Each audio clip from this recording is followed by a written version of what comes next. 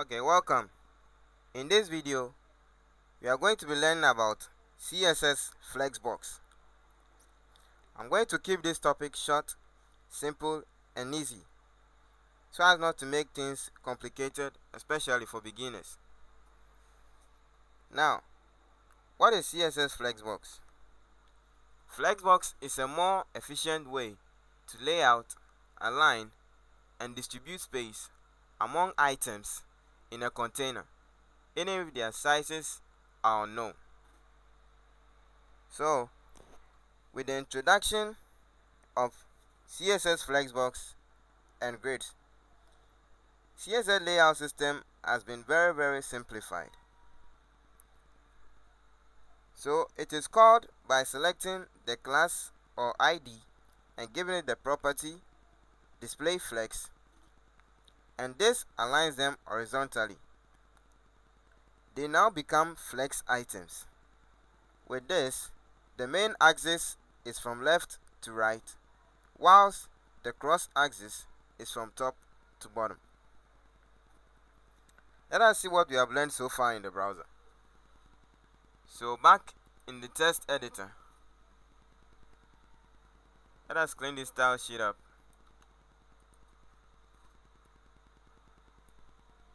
So let's make a new div and give it a class of container.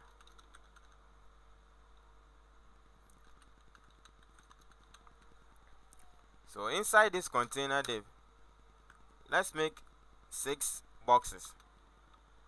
So another div tag with the class of box. Copy and paste this about 5 times to make it 6. Okay, so now we have our 6 div boxes. So let's target the container that we created. So the container tag, and then let's target our boxes. So a width of 150 pixels and then an height of 150 pixels with the background color of any color of your choice. I'll choose green, and then save this and refresh, and we have our boxes. Let me separate this by giving it a margin of about 10 pixels. Okay, so the property says that in order to work with Flexbox, we need to set the display property to flex. So this is the container that is controlling everything. So let's set the display to flex. So save this and refresh, and it works. So it aligned the items from left to right. Let me give this different colors so that you'll be able to see it more clearly. So second box, add another class of X, Y, Z, Y, another X. So just choose the X, Y, Z boxes.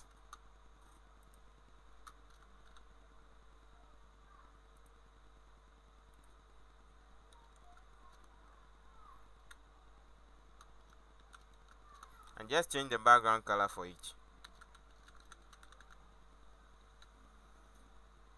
So red, we have yellow,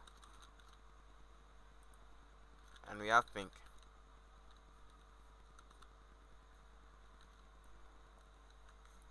So refresh. Forgot to save my HTML. So now we have our boxes displaying from left to right. So this is from the left to right, and that's the main axis, whilst the cross axis is from the top to the bottom. And these ones become the flex items, the boxes. Let us look at the properties. We have the flex direction. The flex direction property defines in which direction the container wants to stack the flex items. After the flex property, display flex, next we set direction with the flex direction. The default direction is the row. So in the browser, this is the default direction, it's a row. So we can change the flex direction for it to be column. So in the container, let's write flex direction, and since it's already row, let's try the column. So saving this and refresh, the flex direction changes to column and the boxes are aligned vertically. Also we have row reverse, which is the same or opposite.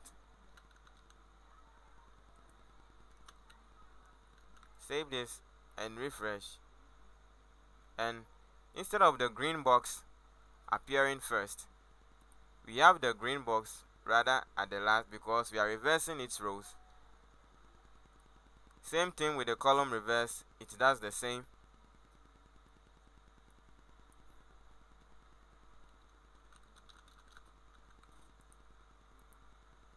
Okay, so that's flex direction. Let's move on to the next property. Next, we have flex wrap. The flex wrap property specifies whether the flex items should wrap or not. So let's all see how this works. So in the text editor, cleaning this up, so we have the flex wrap of wrap.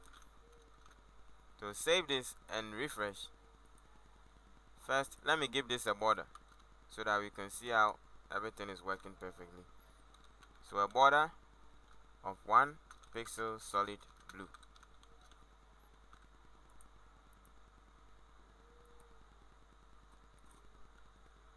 I added a space here. Okay, we now have a border around our boxes. So now that flex wrap is set to wrap, when we minimize our boxes, it tries to take the box to the next line whenever we minimize our browser. So imagine if this flex wrap property wasn't there. Look what happens. So saving this and refresh, the boxes rather becomes very much smaller and tries to fit in the same row, unlike the flex wrap property, which makes sure each boxes maintains its shape and takes it to the next line. Okay, let us look at the next property. We have the Justifier Content property. The Justify property is used to align items. This moves flex items to justify, right aligned or left aligned. The default is flex start, which starts items at the beginning, like we saw already, so it doesn't need to be specified. We also have the flex end. Let us see how this works. So let's clean this flex wrap up and then add Justify Content and choose flex end. So save this and refresh. Opening up the browser, you can see it gives space at the beginning, which means it's pushing it to the end. So the default value is the flex start, which also makes sure there is space left at the end instead of the beginning. So that's flex end and flex start. Next, we have the Justify Content Center. So saving this and refresh, and we can see our items are centered in the page because the Justifier content is set to center. Next, we also have the Justifier content space between. So save this and refresh, and just as the name implies, it gives spaces in between equally. Okay, let's look at the next one. We also have space around. So save this and refresh, and also, just as the name implies, it tries to give equal spacing between, and also gives it at the initial and end box.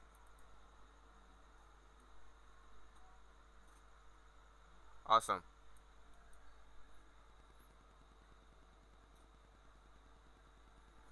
Let us look at the next property. Next, we have the align items. Just as the name implies, it aligns flex items vertically. So we also have align item center, align item flex start, and align items flex end. Sometimes this property is best used with Justifier content. For instance, if you want to have a perfectly centered element, here is how we are going to use the two of them together. Let's have a Justifier content of center, and let me get rid of the other boxes. So commenting this out,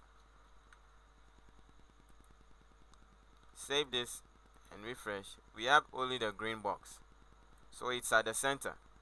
Now if I also add align items and also makes this center,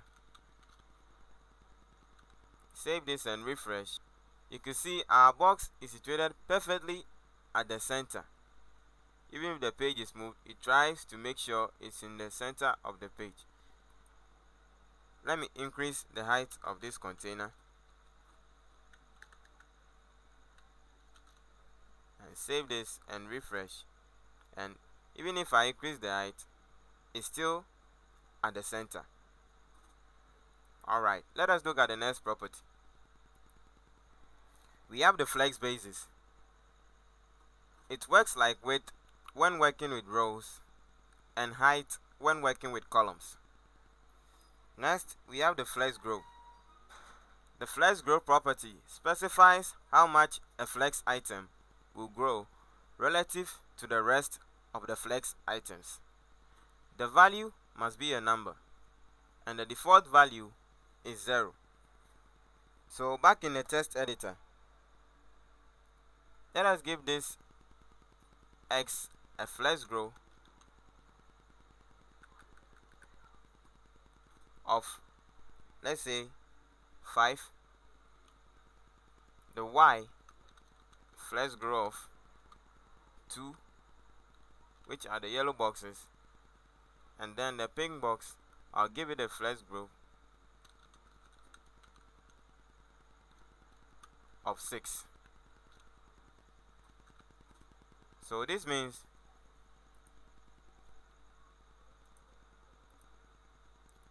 now it makes sure that the one with the highest flex grow takes up much higher space, so making this browser size a bit longer. You can see, since we gave this red box a flex grow of 5, it is a whole lot bigger than the other ones, especially the yellow with only a flex grow of 2, and the pink is much more bigger with a bigger flex grow value of 6. Now CSS Flexbox is quite easy, and even though it takes a little bit of time to master it, with practice you become a master of CSS Flexbox in no time. The View 3 Schools has a great lesson on CSS Flexbox, so I suggest you read further and expand your knowledge on CSS Flexbox. It's a very useful CSS property. Also, I've left this resource called flexboxfroggy.com. Now this website helps you master your CSS Flexbox skills in the form of a game.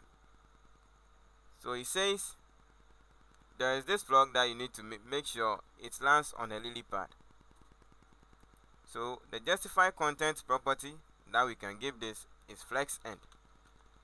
So when you type FlexEnd, the flaws gets to the lily pad, and then you click on next, and then it gives you the next challenge. Also, we have the Flexbox defense website, which is flexboxdefense.com, and it also works like the Flexbox Froggy. So all you have to do is try and play this at least once a day, and you'll be good with CSS Flexbox in no time. Now let us make one CSS Flexbox navbar project with what we have learned so far in the next video. Okay, it's project time, and we are going to be making the Flexbox navbar project with what we have learned so far. Let's get started. So in my ATM folder, this is an example picture of what we are going to be making. This navbar right here. Okay.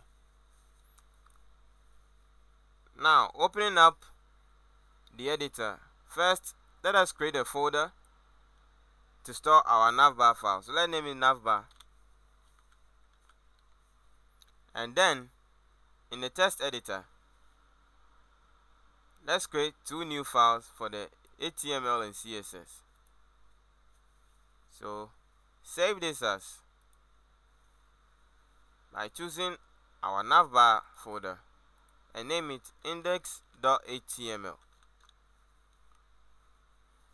Create another one for the CSS too, style.css, and save.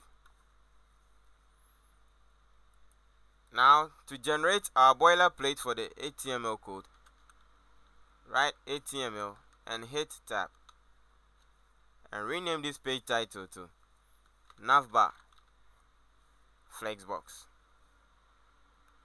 Choose whatever name you like. Delete this script tag right here, and then change this main.css to style.css. Okay, we are now ready to start writing our code. First, let us write the nav tag, since we are going to be making the nav. And inside this nav tag, we have our links we are going to be creating. So anchor text, type A and hit tab for shortcut, and inside we will use the pound symbol, and then write home. So copy and paste this about 4 times.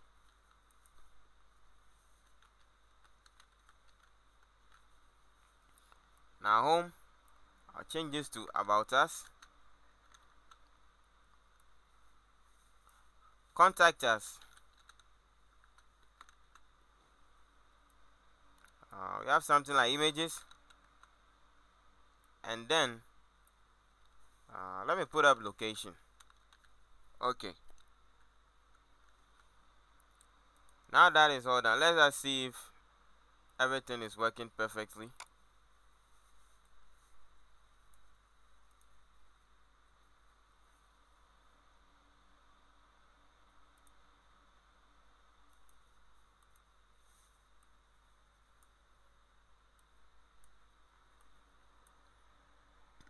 Okay, we have our links showing up. So in the CSS, let us first reset our bodies margin and padding to 0.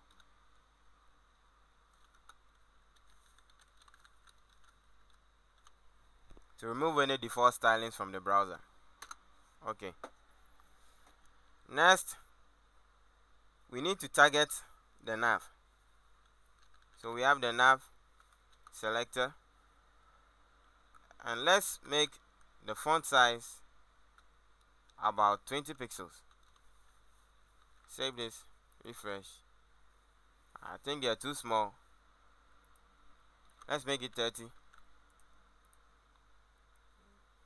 Too big. Okay, let me do it 25. Okay, I think this is cool. Next, let's put up a background color. So I'll choose yellow. Nice. So this is our main container. So we have a display flex. So we have a display, the value of flex, and then these items, which are now flex items, need to be shifted to the right.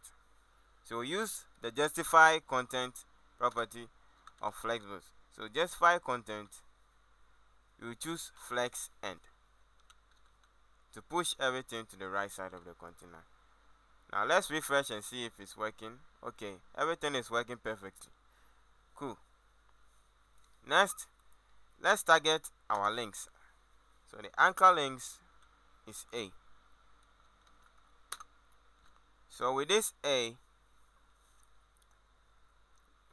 we have the underline blue text under each of this link. So let's choose the text decoration and make it none. So save this, refresh, and this takes out that blue underline feature out of our links. Okay. So what we are doing next is, let's give it a padding of about 10 pixels to make it a little bit taller. Cool. And they are nicely spaced out too. So when we hover over our links, there's nothing which indicates our links are hovered. So let me make it a hover by selecting and then choosing the hover feature. So hover. So this says when I hover over it. So I want the color to change to white when I hover. So save this and refresh and see if it's working. Okay, it's working nicely. Let me give my anchor links a color of black to blend in with the yellow. Yeah, this looks cool. Okay, now we have our nav bar, but it looks too plain. So what I'll do next is add the transition property to it to make it a little bit nicer when someone tries to hover. So I'll add a transition to this anchor tag, anchor selector right here. So I have my transition property, then I have all 1 second ease out. So this takes 1 second to hover, and the type of animation that appears is ease out. So save this and refresh, and we have that 1 second delay,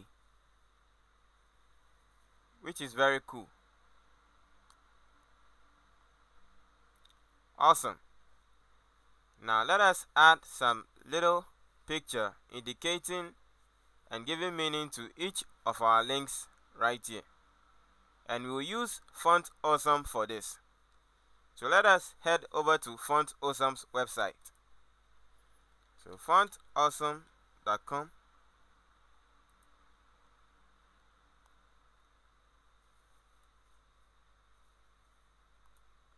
So FontAwesome website is loading, and FontAwesome has a lot of vector icons which you can use on your website for free. So I'll go to how to use,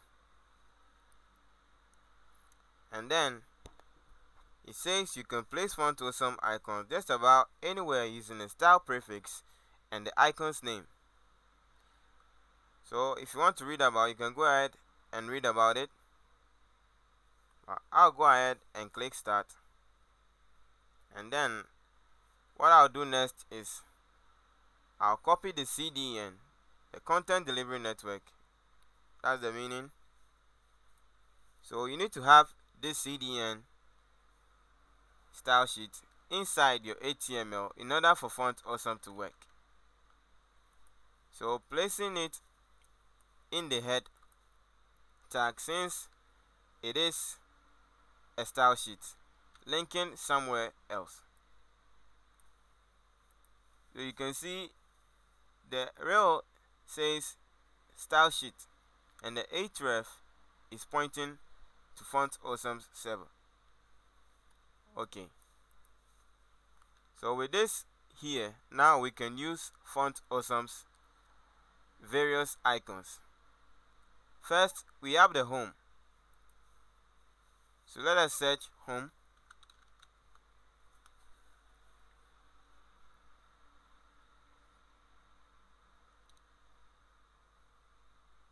And now so many icons, but I'll go ahead and choose this first one.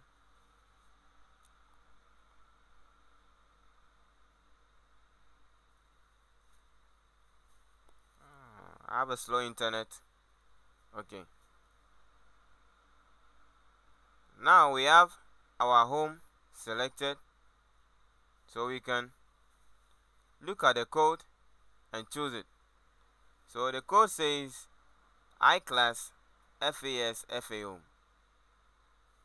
So I'll just click it and it automatically copies it for me. So I'll go ahead and place it after the home text within the anchor tag. So save this and see how it looks. And now we have our FontAwesome icon loaded right next to our home navigation. I think this should come before it. Let's see if this looks good. Okay, yeah, I prefer to go with this one. Now in order to speed this up, I'll copy the rest so that you can also try and find different icons if you wish. Now this is what I found so far, so I'll just go ahead and copy it.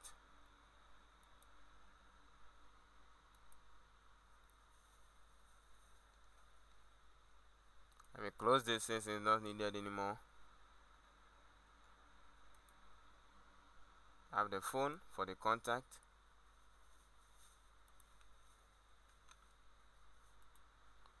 Next, we have the images.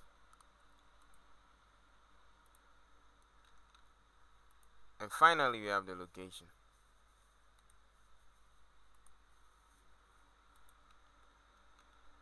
Save this and refresh.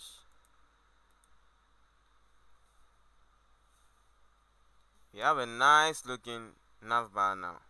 Okay, now we are not quite done yet since this isn't responsive, and when I try to minimize it, see how it behaves. It tries to cram everything on one row.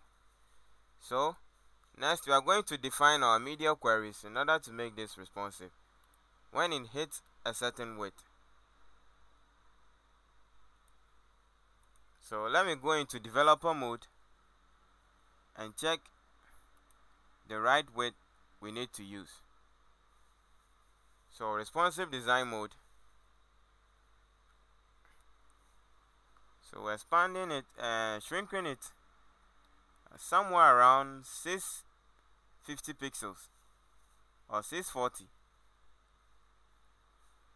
Okay, I'll use 680. So back in the text editor, we have our media.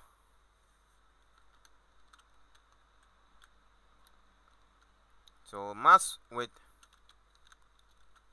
660 pixels, and then our CSS rules. So we need to target the nav next. So the nav, the flex direction needs to change to column when it gets to that height. So save this and refresh, and once it hit that 660 pixels, those flexbox, which is align row, turns into columns. Now let's align this text to the center.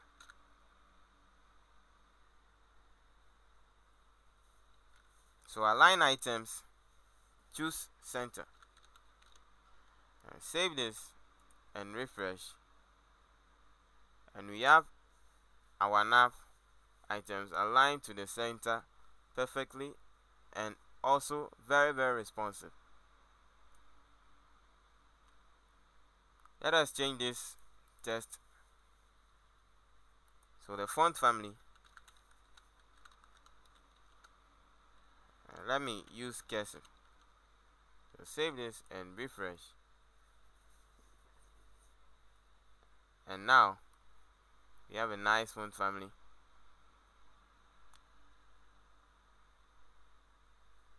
And you can go ahead and play around with it and see whatever that you come up with. See you in the next tutorial.